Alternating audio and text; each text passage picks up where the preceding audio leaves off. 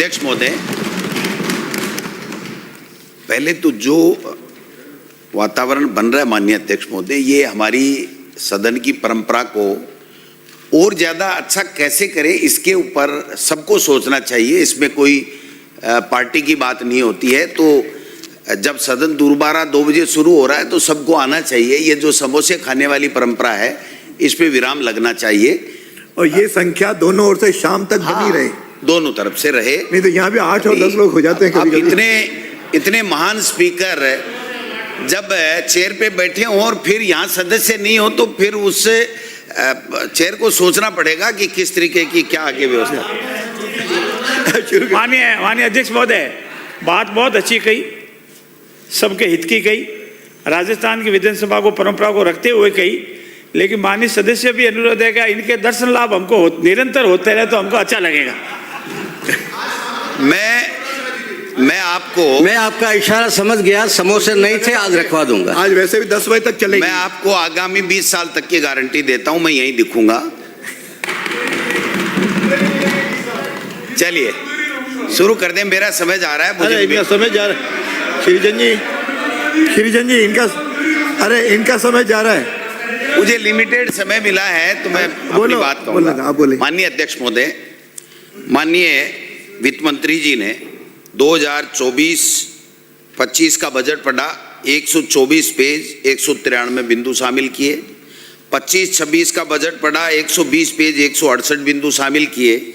और 26-27 में तो कमाल कर दिया, वित्त मंत्री जी ने 3 घंटे तक 7-8 बार पानी जरूर पिया, लेकिन 142 पेज 264 बिंदु।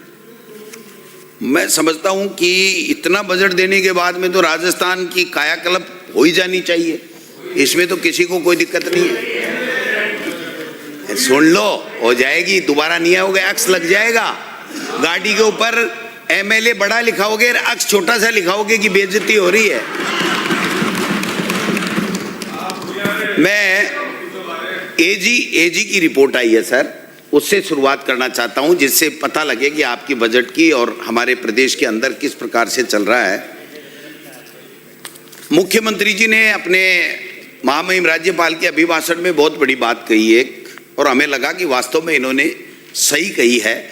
लेकिन जब मैंने खगाला तो जो मुझे मिला वो मैं बता रहा हूं। उन्होंने कहा कि आप तो सरकार बचाने के लिए जाते थे, आपके मुख्यमंत्री, और मैं पैसे लाने के लिए जाता हूं, और राजस्थान की कायाकल्प मैंने कर दी और विकास के 4 चांद लगा दिए।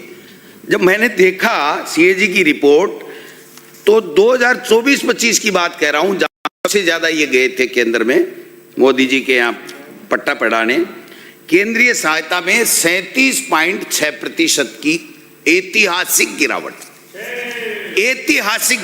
37.6% की। मैं समझता हूं कि इनको केंद्र से लाना था सर 36,684 करोड़ रुपए, और ये लाए 22,890 करोड़ रुपए। भाई हमें तो नहीं दे रहे थे, हमारे समझ में आ रही थी बात कि मोदी जी हमसे दुश्मनी रखते हैं तो हमें तो नहीं देंगे, हम तो कांग्रेस मुक्त भारत करना चाह रहे हैं, वो तो कांग्रेस की सरकारों को पैसे कैसे देंगे। लेकिन मुख्यमंत्री जी तो उनकी चॉइस से बने, और फिर मुख्यमंत्री जी स्वभाव से भी बहुत विनम्र और दिखने में भी बहुत हैंडसम, आजकल वजन भी कम कर लिया, तो पट्टा वट्टा भी पहनाते हैं, फोटो वोटो भी देते हैं, तो मतलब राजी होना ही चाहिए। हालांकि मुख्यमंत्री जी जब भी प्रधानमंत्री जी से मिले हैं तो प्रधानमंत्री जी के चेहरे पे कोई हंसी नहीं दिखी। कभी कभार अमित शाह जी के चेहरे के ऊपर कोई पर्ची की उनकी पालना होगी तो हंसी दिखी होगी। लेकिन मैं समझता हूं कि आप देखिए कि क्या हालत आपने बना दिया। पहली बार राज्य को मिलने वाले केंद्रीय अनुदान में जो सबसे निचले स्तर के ऊपर 5 वर्षों में, जिसमें 3 में हमें नहीं दिया, इनकी 2 की जो ये कह रहे हैं ना हमने बहुत लाए, उसमें केवल 1.3% 5 वर्षों में केंद्रीय अनुदान जो मिलने वाला है वो राज्य को जीडीपी का केवल 1.30%। आज तक के इतिहास में नहीं हुआ। आप कह रहे हो हम तो बहुत ला रहे हैं, हम तो बहुत ला रहे हैं। मैं समझता हूं कि बजट केवल और केवल हेडलाइन मैनेजमेंट का खेल है, इसके अलावा कुछ भी नहीं है। आपने ऐसे भर दिए, इसमें ये करेगा और वहां जाएगा और यहां जाएगा और पता नहीं क्या क्या बातें लिख दी, जिसका बजट की कोई प्रावधान ही नहीं है। और 3 साल का तो ये लिख दिया, 5-4 साल कोई वसुंधरा जी ने घोषणाएं की थी ना, उसका भी विवरण कर दिया कि वसुंधरा जी करके गई थी, वो उनका नाम तो आप लिख नहीं सकते, आपकी दिक्कत है, लेकिन उन बातों को भी आपने जिक्र कर दिया।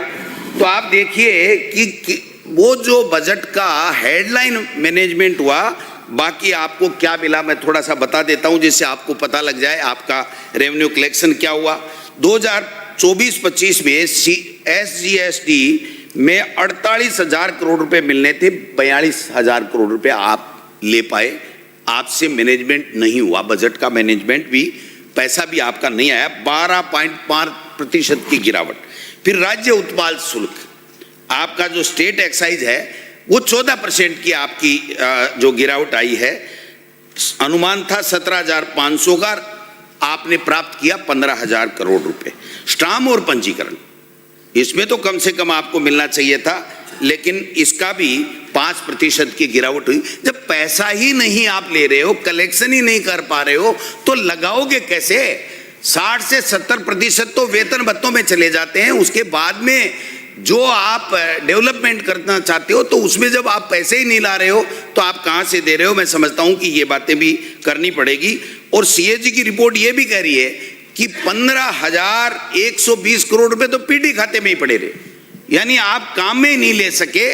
ये जो स्थितियां बनी आपने स्टेट की बनाई, विभाग का पैसा आपने खर्च ही नहीं किया सर, पैसा होते हुए खर्च नहीं किया। अब मेरे तो समझ में नहीं आता, मुख्यमंत्री हर दिन 3-3 विभागों की समीक्षा और हर 7 दिन में फिर उसी विभाग की समीक्षा कर रहे थे। तो वो समीक्षा कर रहे थे, कोई मतलब आपस में कोई चर्चा करने के लिए, चाय नाश्ता करने के लिए बुला रहे थे, मेरे समझ में नहीं आया। जो आंकड़ा आया है 2024-25 का, 60,600 करोड़ रुपए आपने सरेंडर किए हैं। इससे बड़ी शर्म की बात कोई नहीं।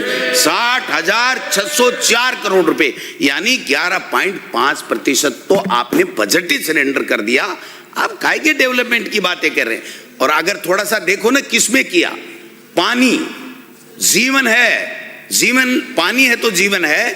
PHD के अंदर आपने 39% बजट को सरेंडर किया, 39%। आपने कृषि विभाग, कृषि मंत्री जी हैं नहीं, छापे मारने गए हुए हैं, वो सुन लें, 1801 करोड़ रुपए सरेंडर किया, यानी बजट का, कुल बजट का 38% आपने सरेंडर किया, 38%। फिर जनजाति क्षेत्रीय विकास, SC/ST का कल्याण तो आपकी डिक्शनरी में ही नहीं है, आपके संकल्प में ही नहीं है, आपकी सोच में ही नहीं है। उसमें भी 15% बजट आपने सरेंडर किया है। अनुसूचित जाति कल्याण में 13% किया है, और टोटल आपने 12%, तो टोटल मिलाकर के बजट ही सरेंडर कर दिया। किस बात की मेज थपथपा रहे थे? मेरे तो समझ में ही नहीं आया क्या मेज थपथपा रहे थे। और मार्च में तो साहब लूट मची है। ये मार्च वाला सिस्टम थोड़ा बहुत हमारे भी था, आपके भी है, ये कैसे रुके? ये ब्यूरोक्रेट्स ये कब्जे में ही नहीं आ रहे। ये आखिरी में ऐसे लेकर के आते हैं कि भ्रष्टाचार करने में इनको बड़ा मजा आता है, और हम आपस में एक दूसरे के ऊपर भाले फेंकते रहते हैं, गोल करते रहते हैं। मैंने उसकी बेइज्जती कर दी, मैंने उसको टोक दिया, मैंने उसको नहीं बोलने दिया। आप मार्च की स्थिति देखो सर, भ्रष्टाचार और कुप्रबंधित सरकार का अगर आप देखोगे तो आपके कान खड़े हो जाएंगे। पावर प्रोजेक्ट 170 करोड़ रुपए व्यय करने के लिए था, 100% मार्च में खर्चा किया आपने, 1% भी मार्च से पहले खर्चा नहीं किया। आपने पुलिस आधुनिकीकरण, जिससे कानून व्यवस्था बनती है और पुलिस के सब दुहाई देते हैं, अपने आप को हम सुरक्षित महसूस कर दें कि हमारी पुलिस है और देश की सेना है, तो हम बाहरी देशों से सुरक्षित है, यहाँ हमारी पुलिस सुरक्षित कर रही है। 92.6% पैसा केवल मार्च में भ्रष्टाचार की भेंट चढ़ गया। आनन फानन में बिल बनाए, UCCC बनाई, ठप्पा लगाया और पैसे के खर्च बता दिया। सड़कें और पुल 72.3% मार्च में। ये जो मार्च की लूट है ना सर, ये लूट भी किसी भी सरकार को बंद करनी चाहिए, वरना तो ये कब्जे ही नहीं आएंगे और हम यूं ही एक्स लिखा जाएंगे। कभी कोई आ जाएगा संयोग से, कभी कोई दोबारा हो जाएगा। विभाग का पैसा ही नहीं खर्च कर पा रहे हैं सर। ये देखिए आप, वित्तीय वर्ष 2024 का बताया, 25 और 26 का मैं बता रहा हूं सर।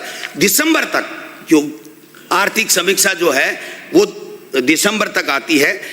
दिसंबर में वित्तीय वर्ष 2025-26 में कुल बजट का 54% पैसा ही आपने खर्च किया है। कितना? 54% ही पैसा खर्च किया है, बाकी पैसा आप खर्च ही नहीं कर पाए। तो मुख्यमंत्री जी से पूछना चाहता हूं कि ये समीक्षा किसकी कर रहे थे? खुद के मुख्यमंत्री बनने की कर रहे थे, या जो मंत्री बन गए वो काम नहीं कर रहे उनकी कर रहे थे, या विभाग के अधिकारियों की? मुझे जो जानकारी मिली, अधिकारी बड़े मजे में है साहब। वो कह रहे हैं कि हम तो जब भी समीक्षा को जाते हैं तो 2-2.5 घंटे का मुख्यमंत्री जी भाषण पिला के छोड़ देते हैं, हमसे कभी पूछते ही नहीं कि तुम कर क्या रहे हो। तो जब ये स्थिति सरकार की हो जाएगी तो मैं समझता हूं कि ये 54% कुल बजट का दिसंबर तक है। आप देखिए, कृषि विभाग में 54%, ग्रामीण विकास में 34%, सिंचाई ऊर्जा में 52%, शहरी राष्ट्रीय शहरी स्वास्थ्य NUHM में 29%, पूर्व प्राथमिक शिक्षा 11.5%, चिकित्सा शिक्षा में 25%। ये दिसंबर तक का खर्चे की बात कर रहा हूं मैं। तो आप 2-3 महीने में क्या करोगे, कितना करोगे, वो भी आगे आ जाएगा। और राइजिंग राजस्थान का तो मुख्यमंत्री जी तो कोई भाषण छोड़ते ही नहीं। पता नहीं वो लिखने वाले ने कोई राइजिंग राजस्थान वाले कोई उद्योगपति से पैसे ले रखे हैं, क्या ले रखे हैं, हर पॉइंट में डाल देता है, हर भाषण में डाल देता है, हर भाषण में। उसकी भी स्थिति अगर आप देखोगे, सबसे ज्यादा ऊर्जा के क्षेत्र में MOU हुए आपके राइजिंग राजस्थान में। क्यों मंत्री जी? अगर आप सही मैं कह रहा हूं तो घोषित राशि थी 28.27 लाख करोड़ रुपए। कितनी? 28.27 लाख करोड़ रुपए। और धरातल पे 6 करोड़ 15 लाख रुपए। ये आपके राइजिंग राजस्थान की सच्चाई। रोजाना बड़े बड़े भाषण देते हैं कि कोई पढ़ेगा नहीं, देखेगा नहीं। और ये मैं नहीं कह रहा, आपकी आर्थिक समीक्षा 2025-26 की रिपोर्ट कह रही है। मुख जबानी एक भी नहीं है, वरना तो मैं आपको चाहे जितने मार दूं टप्पे, तो टप्पे में तो मैं मास्टर हूं, लेकिन मैं यहां टप्पे नहीं मारना चाहता। ये सदन राजस्थान की जनता का है। और अगर किसी को भ्रम है तो मैं बताना चाहता हूं। अब आप देखिए साहब, खनन के अंदर 25,000 करोड़ रुपए खनन के अंदर इन्होंने MOU किए। 50.94 करोड़ रुपए धरातल पे उतरा, इसके अलावा कुछ नहीं। ये जो है ना गुजरात वाले, अपन तो यूं ही हंसते रह जाएंगे, है ना, ले जाएंगे माल लूट लूट के ले जा रहे हैं और अपने को कुछ नहीं मिल रहा है। 2-4 एक MLA मंत्रियों ने लगा रखी है फाइल, किसी ने पत्नी के लगा रखी है, किसी ने बेटे के, किसी ने एक गुमनाम कंपनी बना करके लगा रखी है। जमीन दे दो 200 करोड़ खर्च कर दूंगा। 200 करोड़ भाई साहब है ही नहीं आपके पास, 20 करोड़ ही नहीं है, कहां से खर्च कर देगो? कि यार जमीन तो ले ले हम। तो ये जमीन का बंदरबाट करने के लिए सरकार नहीं बनी है, सरकार बनी है रोजगार देने के लिए। आप बताइए कि कितने लोगों को रोजगार मिला इस राइजिंग राजस्थान से? वो जब आप बताओगे तब पता चलेगा।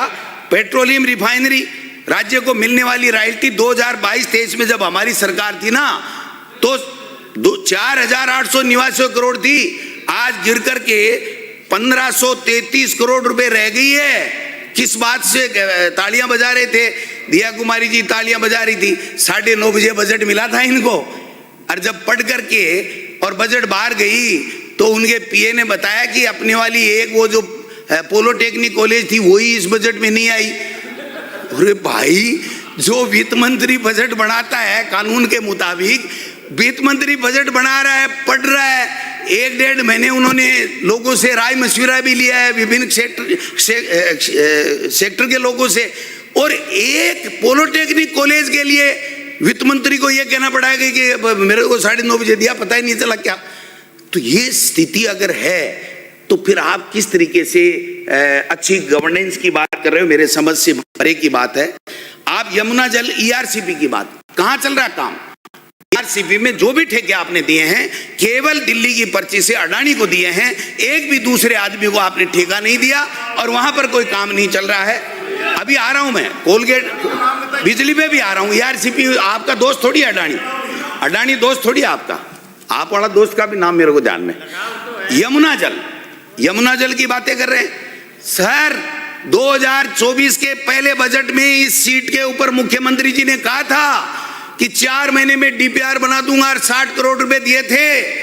आज 2-2.25 साल बाद में भी यमुना जल की DPR तक नहीं बनी है, और आप इस बजट में लिख रहे हो 32,000 करोड़ की योजना।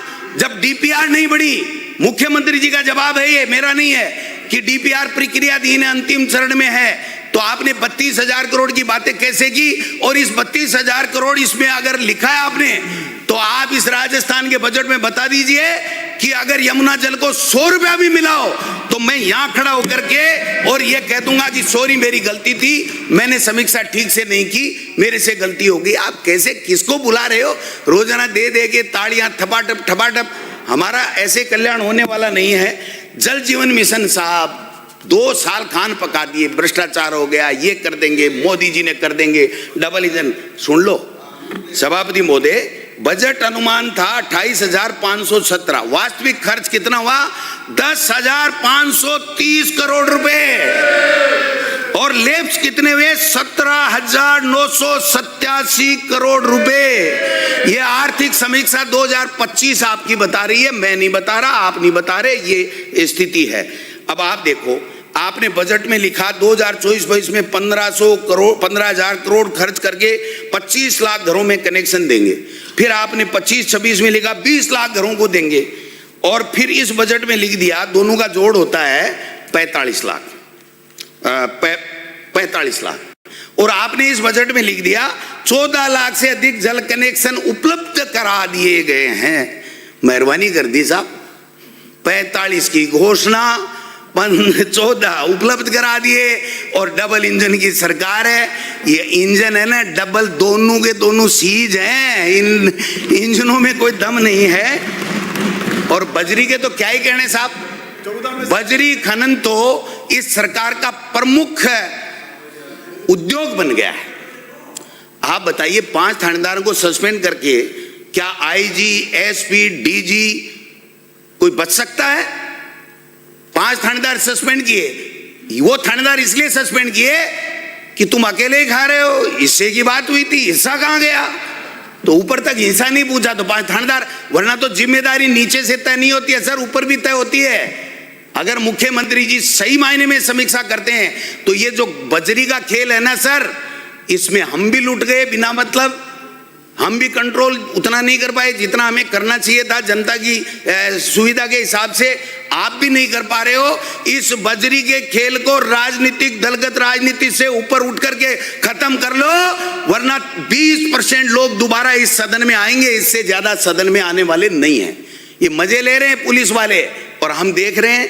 अब आप देखिए कि यूडीएच मंत्री जी तो महान है, मेरे जिले के हैं, मैं उनके खिलाफ तो कुछ बोलता नहीं, इतना जिले का भाईपा है साहब। 151 मास्टर प्लान बना देंगे, टेंडर हो गए, टेंडर निरस्त कर दिए, शॉर्ट टर्म टेंडर बना लिए। और एक ऐसी कंपनी के सरकार चारों तरफ घूम रही है जो हरियाणा में ब्लैक लिस्टेड है, उस आदमी के पीछे घूम रही है। इसलिए को टेंडर नहीं दे करके व्यक्ति विशेष को टेंडर देने के चक्कर में विभाग के अधिकारी लगे हुए हैं। कान खोल के सुन लें, ये विपक्ष कमजोर नहीं है, ये भ्रष्टाचार नहीं होने देंगे। कृषि और किसान का कल्याण तो आपका मेरा तो ऐसा है, समझ गए ना, और ऐसा घुमा के गोटा मारूंगा कि दोबारा खड़े नहीं होगे, इसलिए बैठे रहो। कृषि एवं किसान कल्याण की विकास दर पहली बार सभापति महोदय, विकास दर -5.01 नेगेटिव रही है। कितनी? -5.01 नेगेटिव रही है पहली बार। किसान की बातें करते, बड़ी बड़ी करते हैं, बेवकूफ बनाते हैं किसान को, चाहे जो भाषण दे देता है किसान के ऊपर। हम किसान के हितैषी हैं तो फिर किया क्या आपने? पीडब्ल्यूडी का तो हाल ही बहुत बुरा है साहब, मैं ज्यादा आगे चल के बता दूंगा। एक ही बात बता देता हूं आपके बजट की। आपने 12 बाईपास की घोषणा की, 24 में की, 25 में की, पहले वाले बजट में, इसमें नहीं की। और एक का भी अगर भूमि अधिग्रहण का अगर कोई ऑर्डर हो गया हो तो मुझे स्टेबल कर दे, बता दे। 12 महीने 2 साल बाद में कहते हैं कि लैंड के बदले लैंड दे दो, पैसा नहीं है सरकार के पास में। तो घोषणा किसने की थी? आपने की थी, हमने थोड़ी कराई थी। और लैंड के बजाय लैंड, बदले में लैंड। आप तो जांचें करा रहे थे ना हमारी सरकार की कि साहब घोटाला हो गया, तो ये महाघोटाला करने के लिए ये लैंड के बदले लैंड दे रहे हो क्या आप?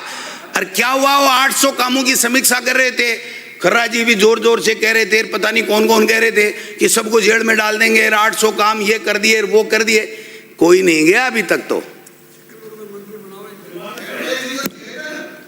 महेश जी जोशी गए क्या? और भी आपका भी नंबर आने वाला, 24 केस हैं, 24 केस हैं। मुख्यमंत्री जी से थोड़ा सा सेटिंग कर लो, आता जोड़ी कर लो और केस उठवा लो, केस उठा लो, नहीं तो आप वाला पन्ना नीचे से निकाल लूंगा ना तो आपको वापस घर जाने की हिम्मत नहीं रखेगी, इसलिए रहने दो आप। तो अब आप साहब देखो, भर्तियों वाली बात मैं जरूर करूंगा। युवाओं को जो बरगलाने का काम इन्होंने किया है, इससे ज्यादा कोई कर नहीं सकता। आपने कहा, एक प्रश्न के जवाब में भी उत्तर दिया है, ये कालूराम जी हैं डग से विधायक, उनके जवाब में आपने लिखा है कि 1,01,240 वर्तमान सरकार ने नियुक्तियां दे ली। यही है, ये आंकड़ा बाजार में फैल रहा है, इसकी सत्यता बताता हूं मैं आपको। सहायक रेडियोग्राफर 874 जो 1,01,240 के अंदर है, उसकी बात कर रहा हूं मैं, जो नियुक्ति दे दी गई। 12/6/2020 की भर्ती। महिला स्वास्थ्य कार्यकर्ता 7,267 19/5/2023 की भर्ती।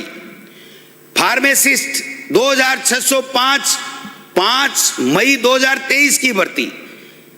लैब टेक्नीशियन 1865 31/5/2023 की भर्ती। नर्सिंग अधिकारी 8,486 2023 की भर्ती। टोटल स्वास्थ्य के अंदर आपने बताया कि 31,162 भर्तियां हमने कर दी हैं, इस सरकार ने ये बताया है।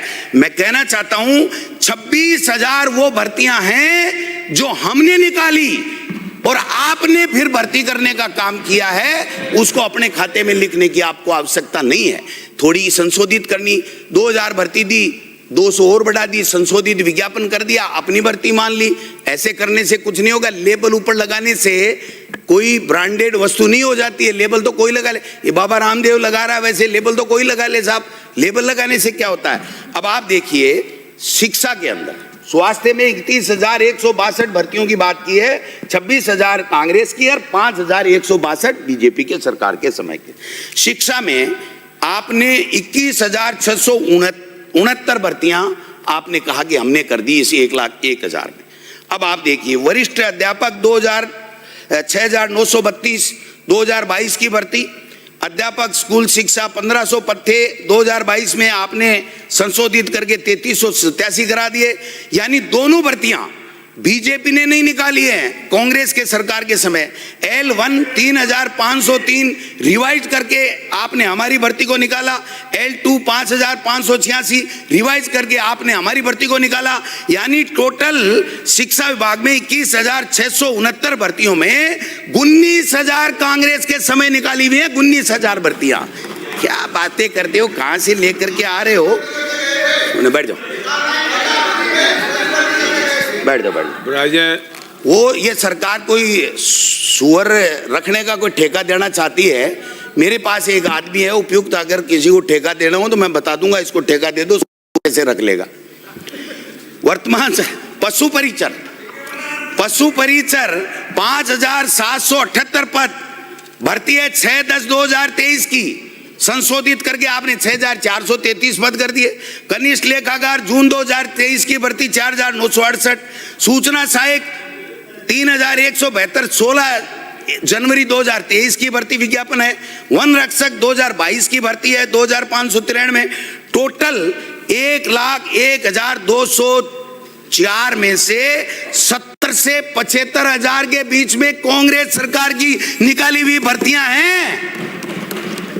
किस बैम में हो आप? चुनाव को देखते हुए निकाली थी भर्ती करने की। चलो आपको धन्यवाद, आप तो हमारे ही हो, वसुंधरा जी के पाले में हो ना, आप हमारे ही हो, इसलिए आपने ठीक कर दिया, बता दिया कि हमने क्या किया। किसी के पाले में नहीं। चलो 2 वर्ष में आपने विज्ञापन, आपने विज्ञापन निकाले सर, एक अभी निकाल रखे हैं और आपने जवाब भी दे रखा है। 1,54,175।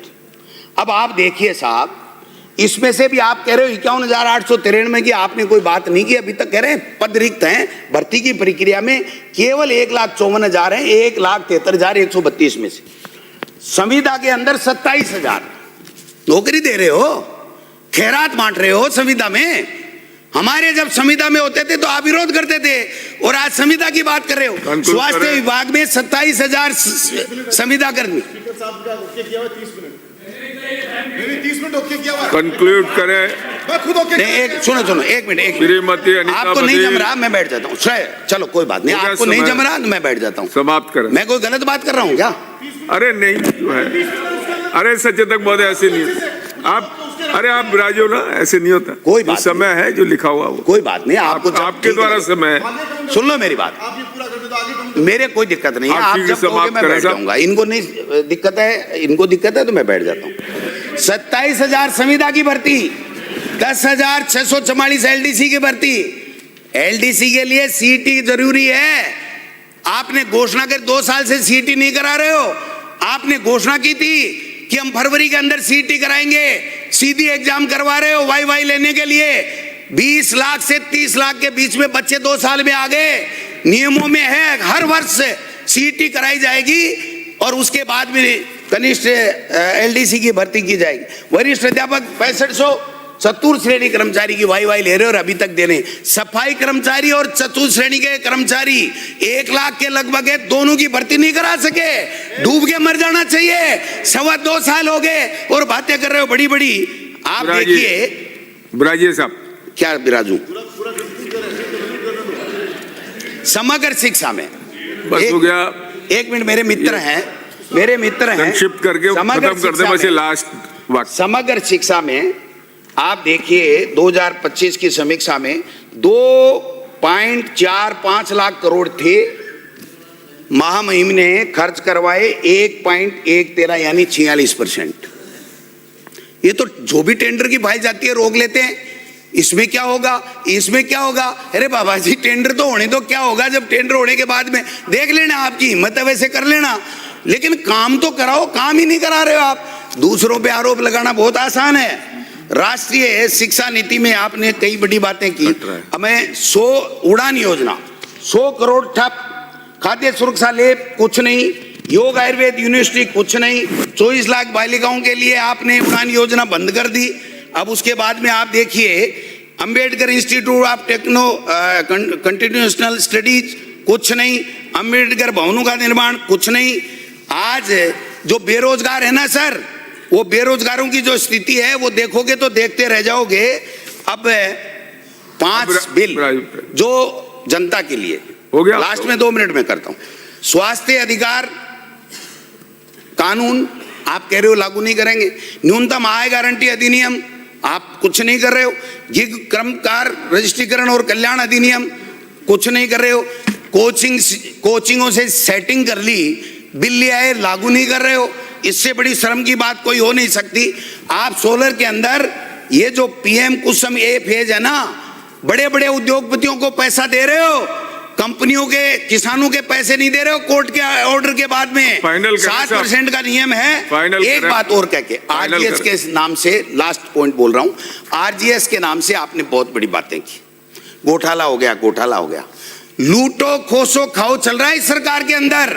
हर को नोटिस जा रहे हैं, तुमने ऐसे कैसे किया, तुमने ऐसे कैसे किया। मैं मेरे सीकर का एक काम, एक बात बताना चाहता हूं। सीकर की एक मिनट सीकर की एक बात बताना चाहता हूं। कल एक डॉक्टर इस सरकारी सिस्टम का मारा, 45 साल का डॉक्टर विजय मुंड की मौत हो गई इस सिस्टम के कारण से।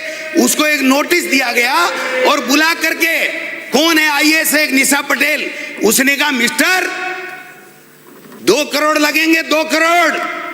और वो डिप्रेशन में आ गया। 45 साल का एक नाबालिग बच्ची और एक बच्चा छोड़ करके कुल इस सिस्टम का हत्या कर दी उसने। कल मौत हो गई उसकी। कौन जिम्मेदार है इसके लिए?